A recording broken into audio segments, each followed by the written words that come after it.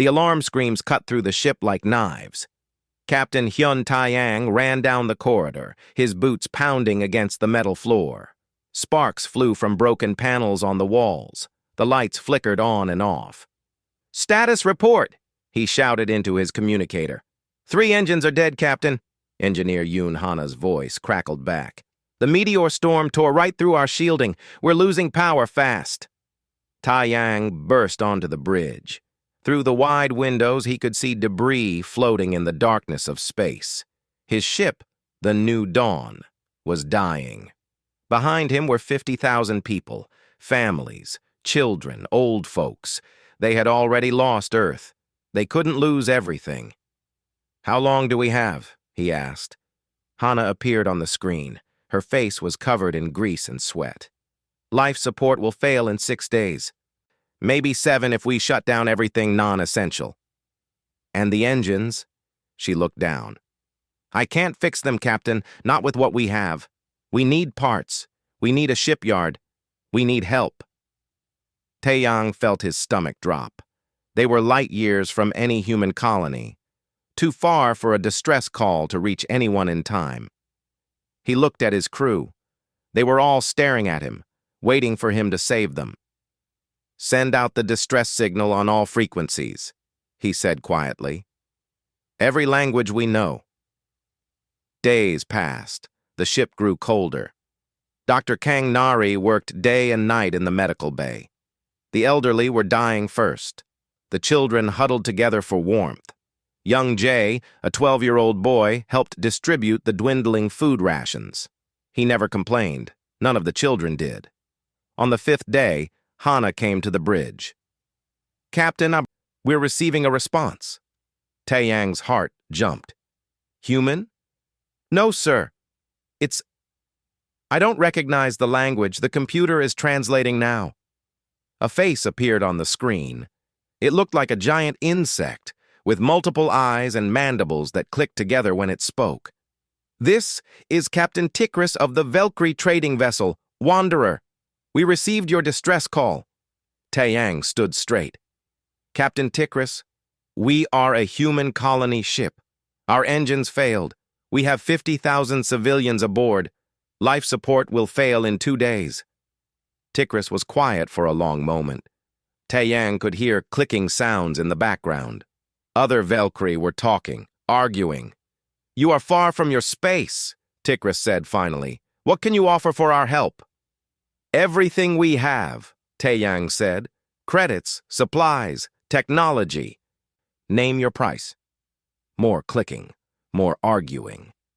Then Tikris said something that surprised him.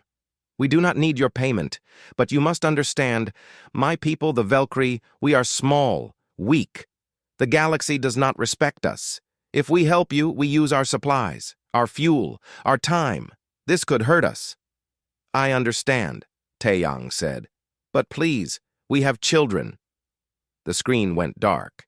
Tae-yang waited. Hours passed. He thought they had refused. Then, suddenly, the Wanderer appeared outside their windows. It was a small ship, barely bigger than a transport shuttle. Tikris's voice came over the speakers. "We are docking. Prepare to receive supplies." The Valkyrie crew worked for 3 days straight. They brought food from their own stores. Engineer Hana worked alongside their technicians, learning their language through hand signals and broken computer translations. The parts they needed didn't exist on the Valkyrie ship, but the Valkyrie took apart their own backup systems to make them work. Dr. Nari watched in amazement as the Valkyrie medics shared their medicine. It wasn't designed for humans, but it helped. The old folks stopped dying. The children got warm again. Young Jay brought water to the Valkyrie workers. They clicked at him in what he thought might be laughter. One of them gave him a small crystal that glowed blue. Jay smiled. On the 7th day, the engines roared to life. Hana cheered from the engine room. The crew hugged each other. They were going to survive. Tae-yang went to meet Tikris in the docking bay. The insectoid captain was preparing to leave.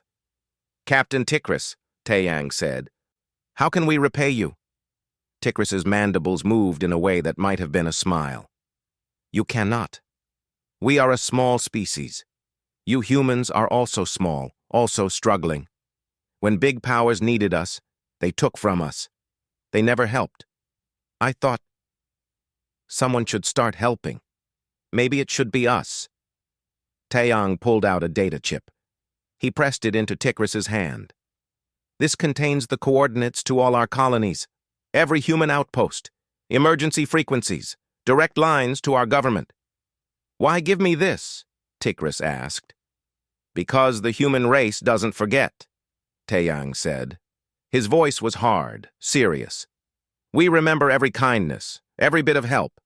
We're small now, yes. We're weak. But we won't always be.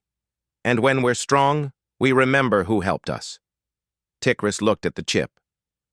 We may never see each other again. You might not see me, Taeyang said. But humans live a long time. We keep records. We teach our children. If you ever need us, call. Doesn't matter if it's 50 years from now. 100 years. We will come.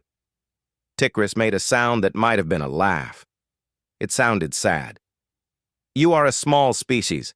What could you possibly do? Taeyang smiled. It wasn't a friendly smile. It was the smile of someone making a promise. You'd be surprised what grateful humans can do. The Valkyrie ship undocked and disappeared into the black. The New Dawn limped toward the nearest safe port, her people alive and her engines humming. In his quarters, Captain Taeyang made a log entry. Today we were saved by the Valkyrie. Captain Tikris asked for nothing, gave everything.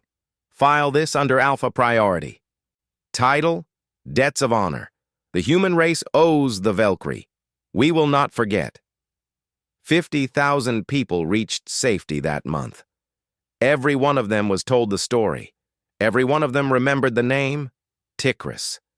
The galaxy had no idea what it had just created. 50 years had changed everything.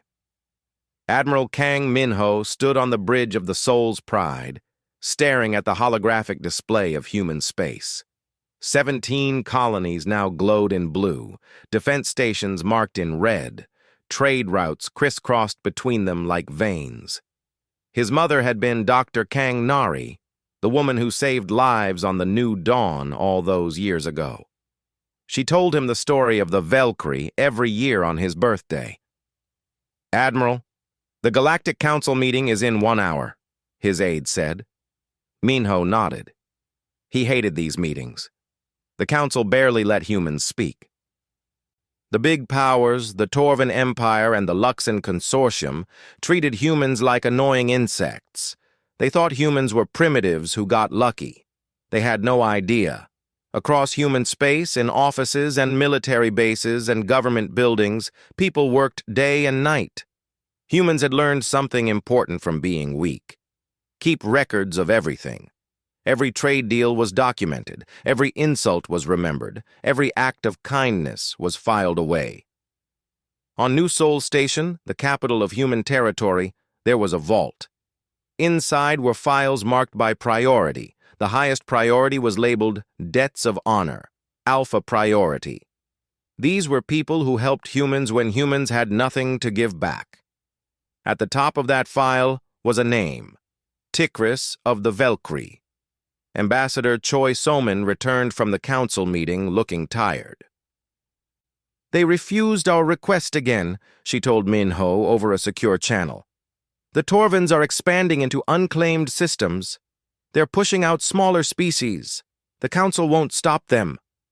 Which species are they targeting? Minho asked. Does it matter? Somin sighed.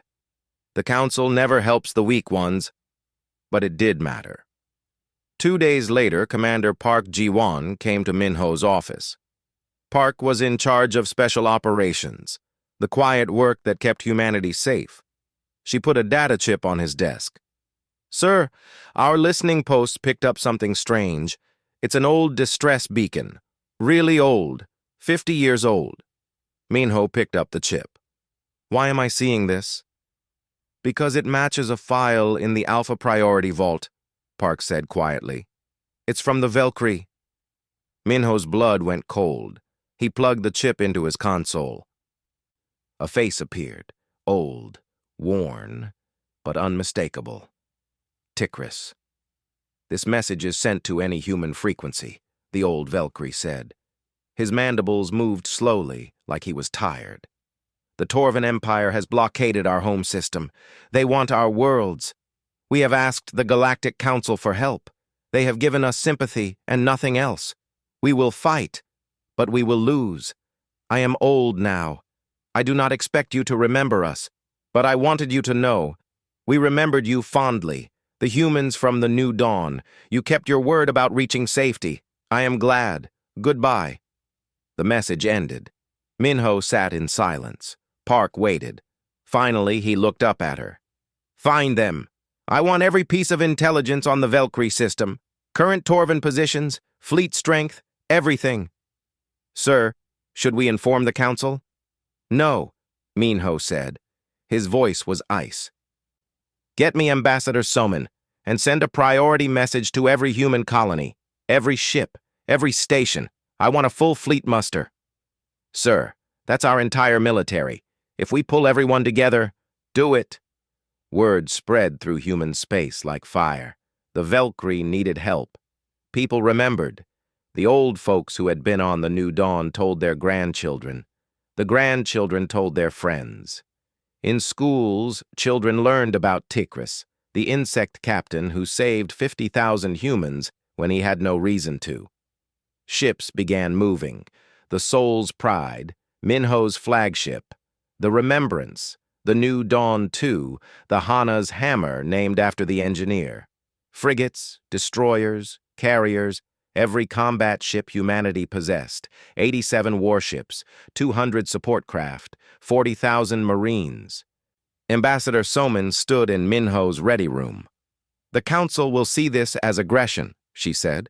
The Torvans are a council member. We're not.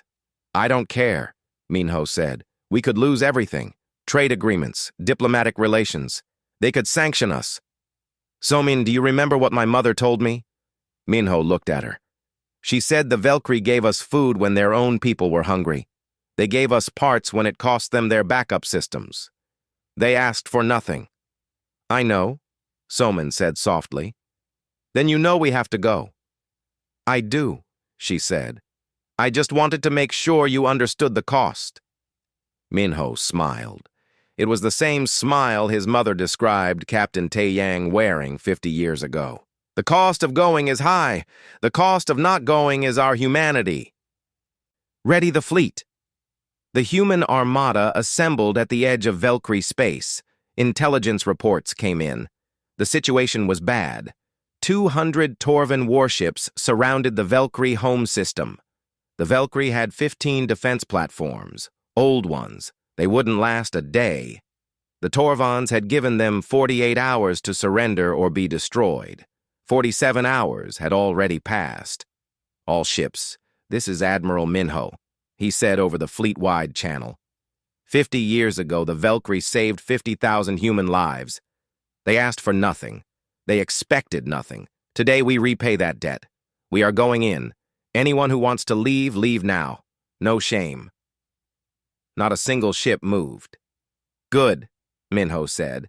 Let's show the galaxy what human gratitude looks like. All ships, jump on my mark. The stars stretched and snapped. Space tore open.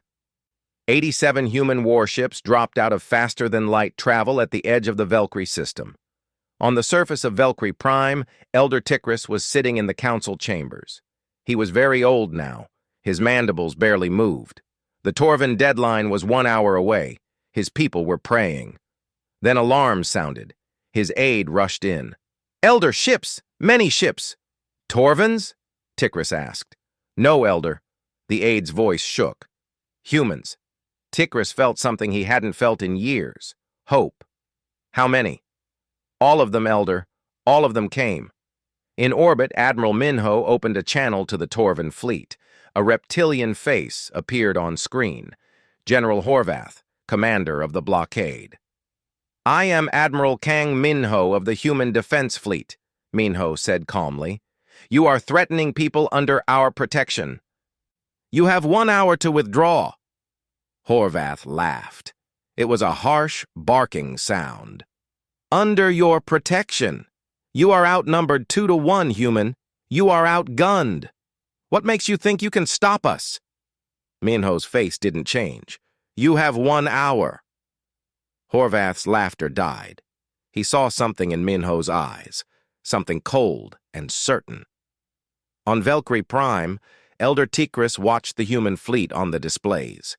Tears ran down his face. His granddaughter Neris stood beside him. "Grandfather, why are they here?" she asked. Tikris remembered a cold ship, a desperate human captain, a promise made 50 years ago. "Because," he said quietly, "humans don't forget." The hour passed in silence. General Horvath sat in his command chair aboard the Torvan flagship. His officers stood around him, waiting. The human fleet hadn't moved.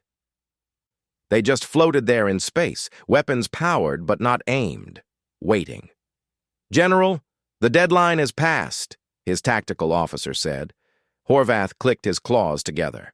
"Send another message to those humans. Tell them this is their last chance to leave."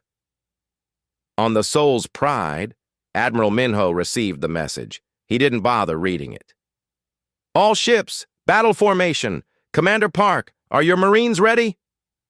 Park's face appeared on his screen from the assault carrier. 40,000 Marines in drop pods and boarding shuttles, sir. Ready to go." "Captain Lee," Minho called to one of his frigate commanders. "Your tactical plan?" Captain Lee Ina was young but brilliant. She had studied every battle the Torvans ever fought. "Sir, they fight in rigid formations, honor-bound tactics. They expect us to do the same. We won't." "Good," Minho said. "Begin." What happened next shocked the Torvan fleet. The human ships didn't charge forward like honorable warriors. They scattered. Some dove below the orbital plane. Others swung wide. A dozen frigates, small fast ships, rushed straight at the Torvan line, then veered away at the last second. "What are they doing?" Horvath demanded. I don't know, sir," his tactical officer said. Then the humans opened fire, but not at the Torvan ships. They fired at empty space. Missiles streaked out, detonated, and created clouds of debris and sensor interference. "They're hiding," Horvath realized. "They're creating cover in space itself." It was a tactic no species used. Why would you? Space was open, clean. You fought face to face with honor, but humans didn't care about honor. They cared about winning. Through the debris clouds, human ships darted in and out. They fired, then disappeared. They used missiles that curved in strange patterns. They attacked from directions the Torvans didn't expect. On the surface, Elder Tikris watched the battle displays with his granddaughter Neris and the Valkyrie Council. "I don't understand," one counselor said. "The humans are smaller, weaker. Why aren't they losing?" "Because," Neris said slowly, "they fight like they're still weak, like they have to be clever to survive." She was right. Humans had spent 50 years getting stronger, but they never forgot what it was like to be desperate. They still fought like underdogs. Captain Lee Ina commanded her frigate, the Dancing Blade, through a debris field. 3 Torvan cruisers were ahead, big ships, strong shields. Her frigate couldn't hurt them in a straight fight, so she didn't fight straight. "All power to engines," she ordered. "Arm the ramming charges." Her crew stared at her. "Captain?" "You heard me." The Dancing Blade accelerated straight at the lead cruiser. The Torvans fired. Shots slammed into her shields. Warning lights flashed, but she kept going. At the last second, she cut engines and spun the ship. The frigate slid sideways across the cruiser's hull, scraping against it. Magnetic clamps activated. Marines in armored suits poured out of the airlocks. They carried cutting torches and explosives. Within minutes, they had burned through the cruiser's hull. "Boarding action!" the Torvan captain screamed. "They're inside!" No species fought like this. You didn't board ships during battle. It was too dangerous, too messy. But humans didn't care. Commander Park had trained her Marines for exactly this kind of fight. The armored humans moved through the Torvan ship like shadows. They cut power cables, destroyed weapon controls, set charges on the main reactor. The Torvans fought back, but they weren't prepared for combat inside their own ships. The cruiser went dark, dead in space. Captain Lee's frigate detached and moved to the next target. Across the battlefield, this scene repeated. Human ships were dying too. The Torvans were strong and their weapons were powerful. A human destroyer exploded under focused fire. A carrier took a direct hit to its engines and went spinning away. But for every human ship lost, 2 or 3 Torvan ships were crippled or destroyed. Admiral Minho watched the tactical display. Red marks showed his losses. 20 ships gone, 15 damaged. But the Torvan formation was breaking apart. They had lost over 70 ships. "Sir, the Torvans are pulling back to regroup," his tactical officer reported. "Don't let them," Minho said. "All ships press the attack." On the Torvan flagship, General Horvath was breathing hard. This wasn't how battles worked. This wasn't honorable. This wasn't right. "General, we need to withdraw," his second-in-command said. "We've lost too many ships." "We outnumber them," Horvath roared. "Not anymore, sir." Horvath looked at the display. It was true. The humans had evened the odds, and they were still coming. He saw human ships with holes in their hulls still fighting. He saw damaged vessels ramming his cruisers rather than retreating. These humans were insane. "Signal the fleet," Horvath said quietly. "Full retreat."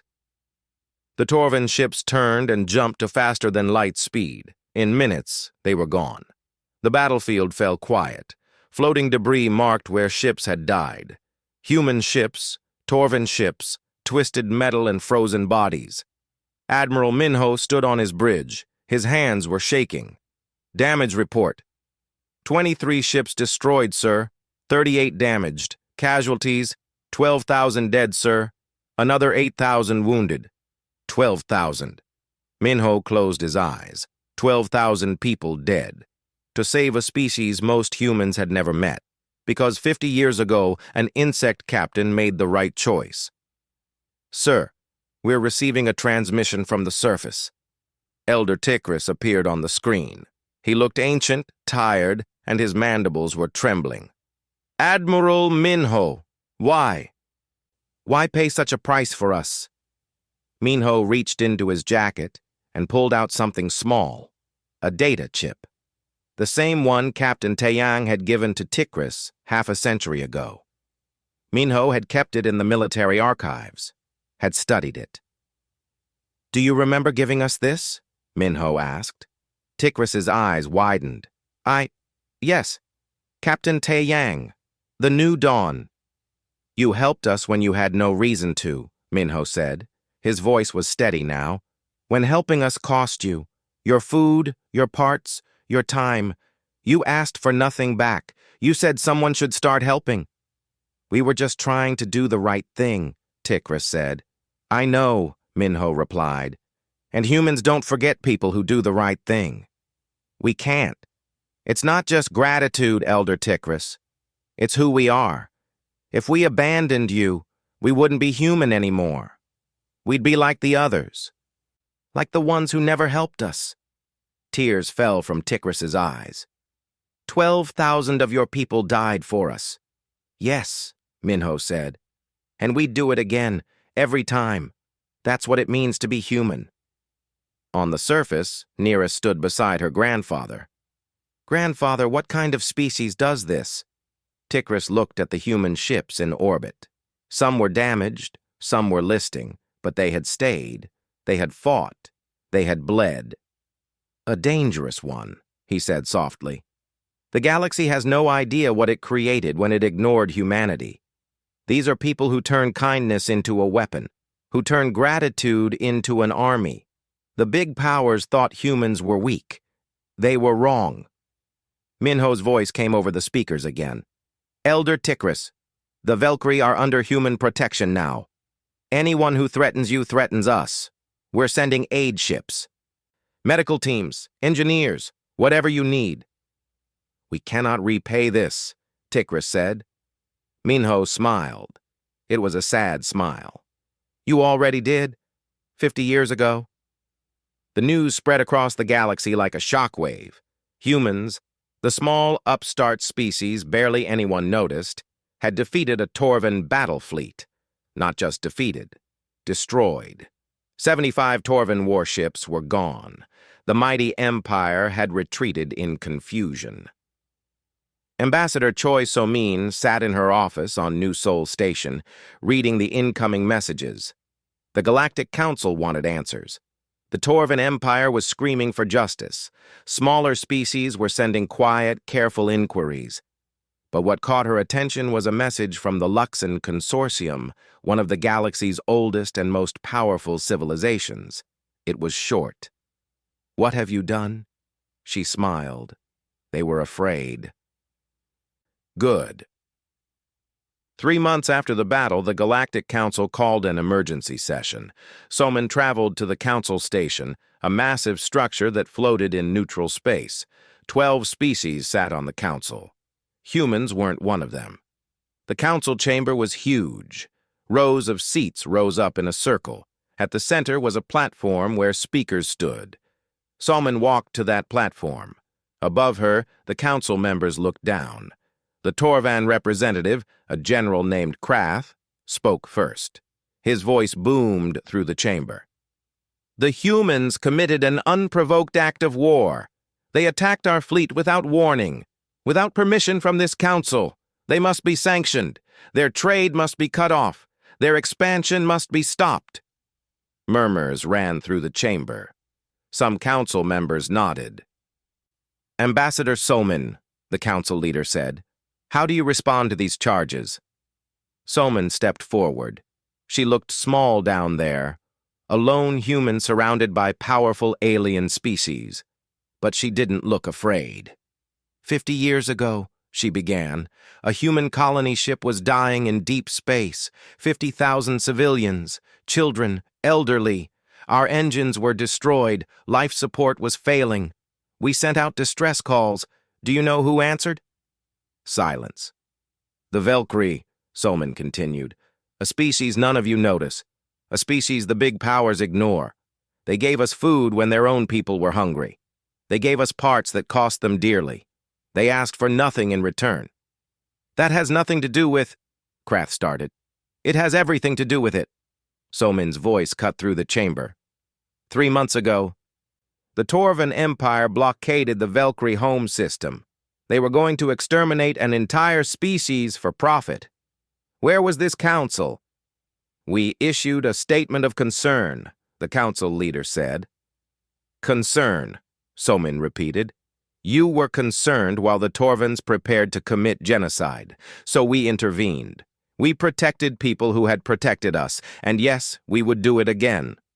Krath slammed his fist on his console. You cannot protect everyone. You are a small species. You have no right to challenge the established powers. We're not challenging anyone, So-min said calmly. We're simply honoring our debts. Is that wrong, General? Should we have let the Valkyrie die? The needs of the many outweigh the needs of the few, the Luxon representative said. Her voice was like wind chimes. The Torvans are strong. They maintain order. The Valkyrie are weak. Protecting them destabilizes the balance of power. So-min turned to face the Luxon. So the weak should just die when it's convenient? When the strong want their resources? That is how the galaxy works, the Luxon said.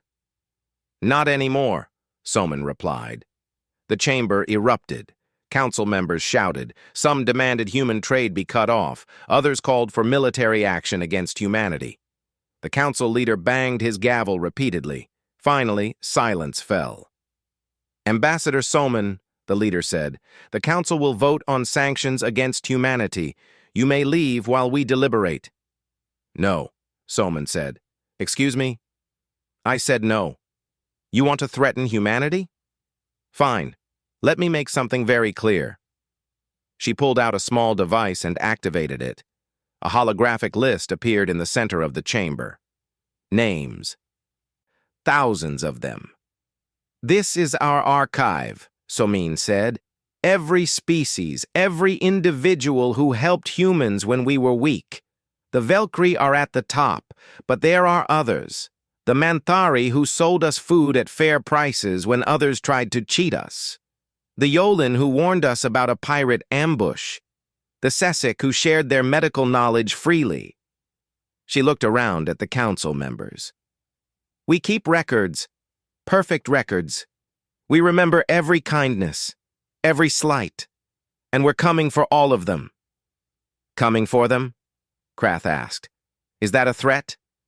"It's not a threat," Somin said. "It's a promise. We're going to protect them, all of them. Anyone who helped us, we will help back, with everything we have." The Luxon representative laughed. It sounded like breaking glass. "You cannot protect thousands of species across the galaxy." "Watch us." Somin activated another file. Images appeared. Human colony ships under construction, shipyards producing new warships, marine training facilities. Every human colony is expanding. Every civilian is trained for combat. Every resource is cataloged for defense. We're not like you. We don't forget. We don't ignore debts. When someone helps us, we remember forever. She looked at each council member in turn. "You want to sanction us? Do it. Cut our trade. We'll survive. We survived the destruction of Earth. We survived the void. We'll survive you too. But understand this. Every species on this list is now under human protection. Touch them, and you deal with us." "This is madness," Krath said. "You're creating a protection racket across the galaxy." "No," Somin corrected. "We're honoring our word, something your empire has clearly forgotten how to do." The council leader held up his hand. "The council will now vote on sanctions against humanity. All in favor?" 6 hands went up. Half the council. Against? 5 hands. Abstentions? 1 hand. The leader looked troubled. "The vote is split. Sanctions require a 2/3 majority. The motion fails." Krath roared in anger. The Luxon representative's glow dimmed. But Somin noticed something else. 3 of the species who voted against sanctions were on the human archive list. Small species. Ones who had traded fairly with humans. They remembered too. "This session is adjourned," the leader said. As Somin left the chamber, she passed a representative from a species she didn't recognize. He was small, furry, with large eyes. "Ambassador Somin," he whispered. "My people are the Nefari. We have a problem. Our world is being claimed by the Luxon. They say we have no legal rights to it. Could humanity help us?" Somin stopped. "Did your people ever help humans?" "Yes. 20 years ago, we gave shelter to a human survey team during a solar storm. We asked for no payment. We thought it was the right thing to do." Somin smiled. She pulled out her datapad and checked the archive. There it was, the Nefari, entry number 47. "Tell me everything," she said. Word spread quickly through the galaxy. Humans were accepting requests for protection. If you had helped humanity, even once, even a little, they would help you back. Within months, 17 species had quietly approached human ambassadors. Some had given humans medicine, some had warned them about dangers, some had just been fair in trade when others tried to cheat. The big powers watched nervously. What had seemed like a grateful but weak species was becoming something else, something organized, something that remembered everything. On New Sol Station, Admiral Minho met with Ambassador Somin in the Memorial Garden. A new statue had been erected. Captain Taiyang shaking hands with Elder Tikris.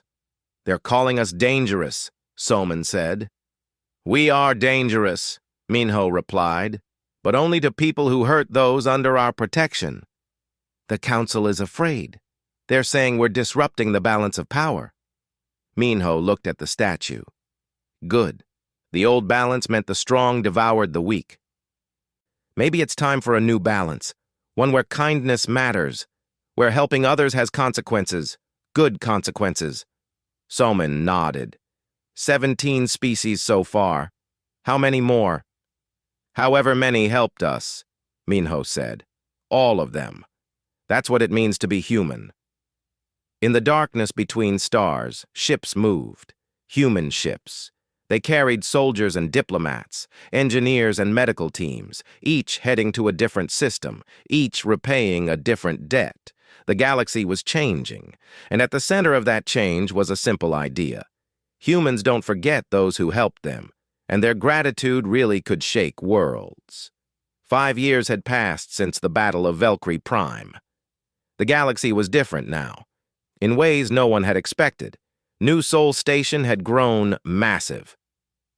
What started as a simple military outpost was now a bustling capital. Ships from dozens of species docked there daily. Not the big powers, not the Torvans or the Luxon, but the small ones, the forgotten ones, the ones who had learned that humans remembered. Elder Tigris walked slowly through the station's main plaza.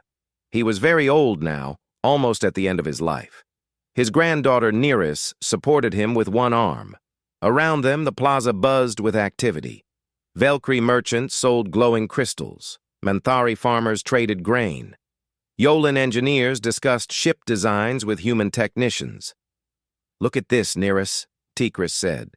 5 years ago, we were alone, dying. Now we're part of something larger. "The Human Alliance," Neris said. She still found it strange to say those words. It wasn't really called that officially. Humans just called it the Alliance. But everyone else knew what it meant. 23 species now. All bound together by one simple thread. They had helped humans once, and humans had never forgotten. In the station's command center, Admiral Minho reviewed reports. He was older too, with gray in his hair, but his eyes were still sharp. "Admiral, we have a situation," Commander Park said. She was a general now, in charge of all Alliance military operations. "The Torvan Empire is moving ships near Sessic space." "How many?" "A dozen cruisers. They're calling it exercises." Minho pulled up the Sessic file. A small species. They had given humans detailed star charts 10 years ago, probably saving a colony ship from getting lost in an asteroid field. The Sessic had asked for nothing in return. "Send a message to the Torvans," Minho said calmly. "Tell them we're conducting exercises in the same region. Send 20 ships." Park smiled. "Yes, sir." The message went out. Within hours, the Torvan ships changed course. They knew better now than to test human resolve. Across the galaxy, similar scenes played out.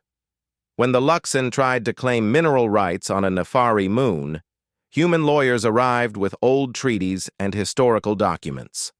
When pirates raided Manthari trading convoys, human frigates appeared within days. When a plague threatened the Yolan homeworld, human medical ships brought supplies and doctors. The big powers complained constantly. This wasn't how things were supposed to work.